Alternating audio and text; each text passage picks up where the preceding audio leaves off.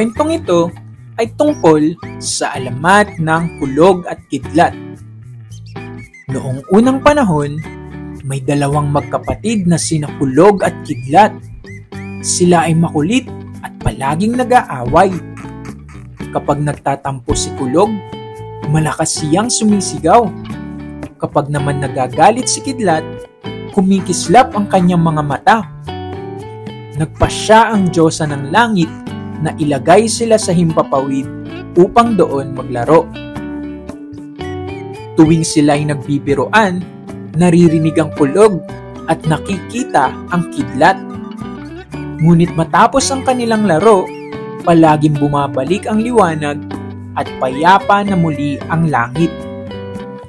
Ang alamat ng Kulog at Kidlat ay nagtuturo na kahit may tampuhan, nagiging maayos din ang lahat kapag nagkakasundo.